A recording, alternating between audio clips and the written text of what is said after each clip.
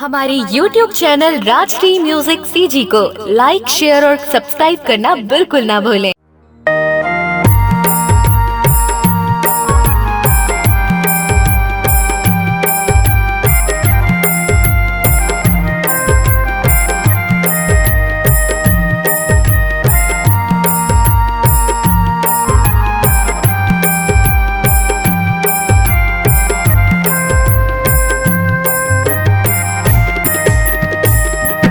बगदई मैया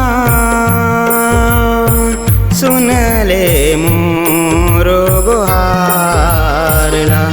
बगदई मैया सुन ले मोरो गुहारला। बगदई मैया सुन ले मोरो गुहारला। बगदई मैया सुन ले मोरो गुहारला।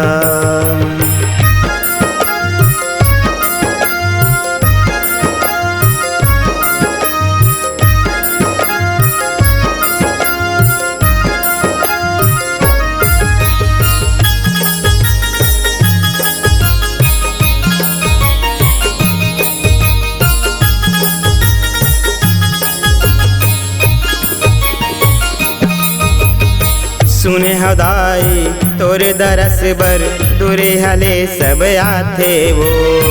अपन दुख ला सुनाथे वो माता मन के मनौती ला पाथे वो।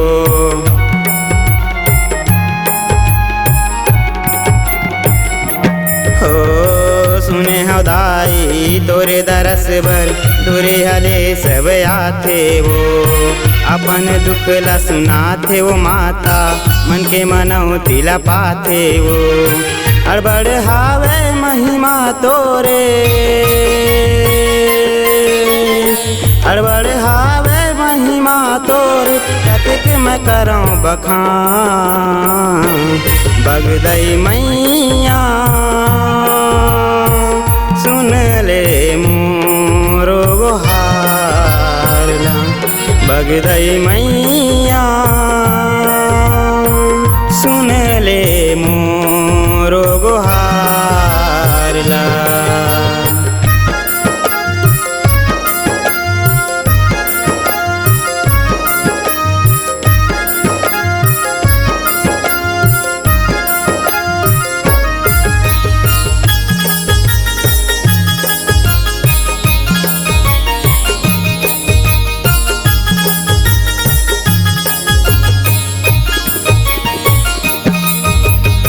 तहीं है लक्ष्मी तहीं है दुर्गा तहीं है चंडी कहाए वो। तहीं है शीतला तहीं महामाया शारदा तहीं कहाए वो।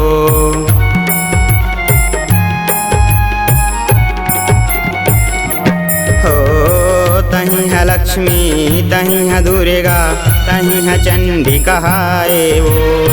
तहीं है शीतला तहीं महामाया शारदा तहीं कहाए वो। नौ रूप तोरे हवै महाने, नौ रूप तोरे हवै महाने, शक्ति तहीं कहाए वो। बगदई मैया सुन ले मोरो गुहारला। बगदई मैया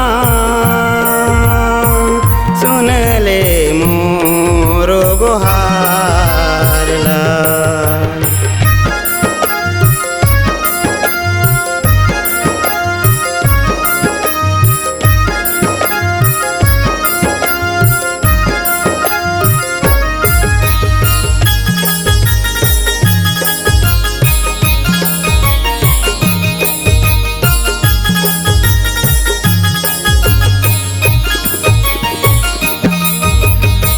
मगर घटायो दो बघटी के बीच मते हैं विराजे वो। रजनी तेली तोरे चरण माँ सीना में जोत जलाए वो।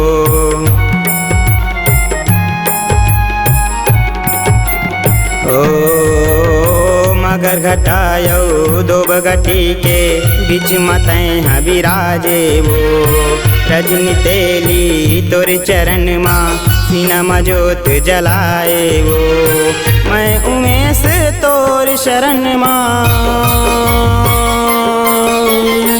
मैं उमेश तोर शरण माँ आके मात नवाए वो बगदई मैया सुन ले मोरो गुहार ला बगदई मैया सुन ले मोरो गुहार ला बगदई मैया सुन ले मोरो गुहार ला दाई सुन ले मोरो गुहार ला मैया सुन ले मोरो गुहार ला।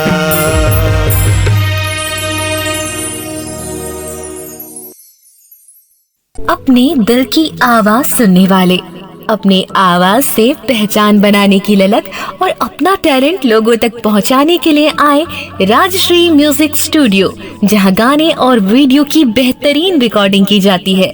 Rajshree music audio video recording studio, Birgaon, Raipur, Chhattisgarh.